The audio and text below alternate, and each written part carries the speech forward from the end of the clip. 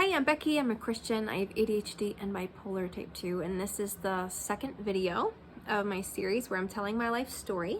So bipolar showed up when I was starting puberty, and we moved from Pennsylvania up to Maine when I was in 7th grade. I had been at a Christian school when we moved here. There was just a few months left of the school year, so I went to the public school there in my town. And then the next year, when I was in 8th grade, my mom homeschooled us.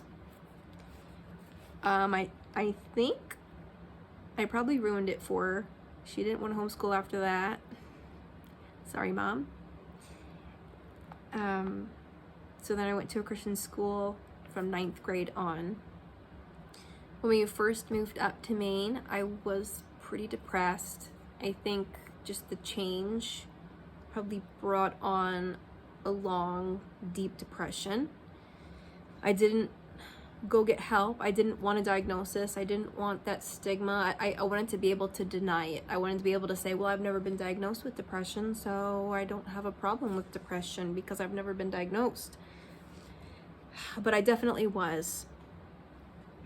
I would put blankets up over my windows to block out all the sunlight in my bedroom. So it was just always dark. I would lay in bed at night thinking of ways to kill myself where it would look like an accident. Not that I really planned on doing it, but I wanted it as a backup plan just in case. I guess I felt safer knowing that I had an exit plan if it got too bad. And I would lay in bed at night looking off to the side because my bed was up against the wall, and I'm looking over, and I was just terrified that a demon was going to appear right there. The demon was just gonna go poof, and I would freak out and pee my pants. And I'm looking over, just scared, waiting any second for the demon to appear. I think I probably could sense something there.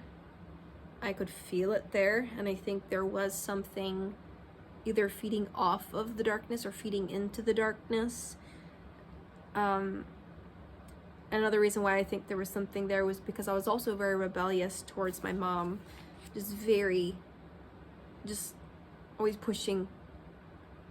I guess I saw her as weak because I was a strong-willed child. I still am a strong-willed person. I mean, you never lose that. I learned how to kind of crush it and shrink it and just kill it. Now as an adult, I'm learning to let that out in healthy ways and to grow that and blossom that, because God put that there to use it. He didn't make me a certain way so that I could crush it and shrivel it and be a dead version of myself. But I was very rebellious towards my mom. My mom, she was a very nurturing, caring, helping. That's how she shows love. And I guess I saw it as a weakness and saw it as she doesn't think I can do it. She thinks I need her help. She thinks I'm not strong enough. And when I would challenge, like, well, why do you think that? Why do you have this rule? Why can't I? Why are you making me do this? Like, she didn't have these logical arguments and reasons, so I would just dismiss it. Oh, you don't reason. And when I would try to challenge her of like, we'll change it because of this, and here's my reasons, and she'd like, no, it's fine. And I would think, oh, she doesn't care what I say. She's not open to reason. Like, I just, the attitude I had towards my mom was not of God, obviously. I wasn't a Christian until, I believe, when I was 15. That's when I can point back into my life and see a change from darkness to light. And the moment that I know that it changed was I was in church, and it was after the service. I don't even remember what the service was on, but I'm just walking. I think I'm walking down the middle aisle, and everybody's just kind of chit-chatting, and the idea comes to my mind of, you know what? I want my rules for my life to come from the Bible. If someone says, well, why do you do this? Or how come you don't do that? I don't want to say, well, because my pastor told me, or so-and-so told me. Like, I want to, like, because the Bible says, blah, blah, blah, blah, blah, in this version, or this passage here. So, I wanted to live my life by what God said. I started reading the Bible to actually know what it said, not to just check off the box of like, yes, God, I did my quiet time today. But I'm reading it and I'm understanding it and I'm remembering it. And I'm actually enjoying it. And I actually wanted to obey God, and I actually wanted to stand up for the truth. Like, there was a difference where I was willing to be different than my peers. Because, I mean, that's what God said.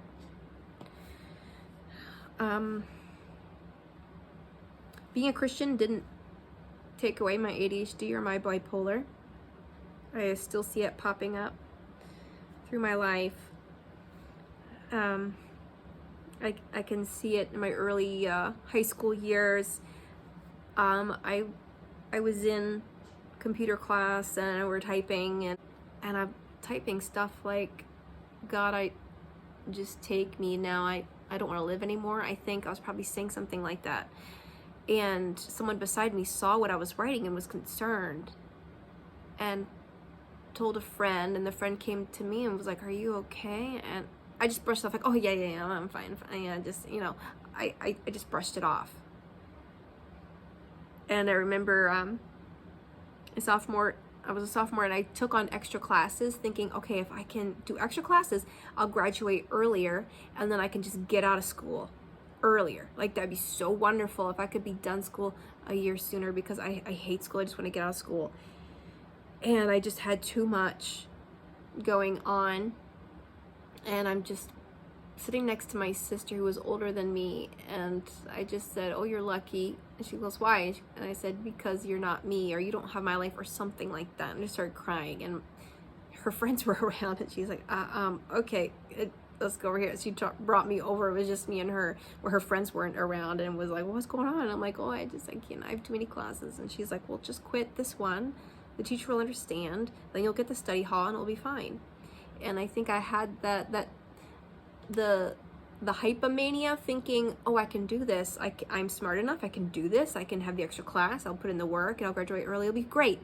And then I overcommit. And then I'm like, oh, I can't do this. Oh, I'm a failure. I can't do that. I hate my life. And I had no concept of what my boundaries were, how much I could handle. That's been kind of a reoccurring struggle for me. And I remember writing just on pieces of paper, same thing, like all my dark thoughts. And I guess it was an outlet for me to be able to put it down on paper. And I kept these things in my Bible, these pieces of paper in my Bible, thinking nobody would find them. And then I left my Bible, ironically, it was at the house of my future husband. He's 4.5 years older than me. So at the time there was nothing between us, but he returned my Bible to me at church, and I had this moment of panic, like, did you look at it? Did you read it? And he's like, no. Why would I do that? I was just like, oh, phew. Oh, but I would always downplay it and I always minimize it, because I don't want to have a problem. I don't want to have a disorder or a diagnosis. I don't want to need help, or I don't want to go to therapy, because then people will know that I need help. And, you know, I don't want to need help. I want to be good enough on my own, and I want to do it on my own. And I don't want a disorder. And I think that's why it took so long for me to finally get a diagnosis, or at least be open to receiving one. When I graduated from high school, I did not want to go to college. I did not want a career. I did not want to spend lots of money for more school. I did not want to go to more school. I was happy to finally be free. I went to China to be a missionary there. What kind of a missionary? It's like we would teach English in the schools. And I'm just going to stop this here. I'll talk about China in the next video.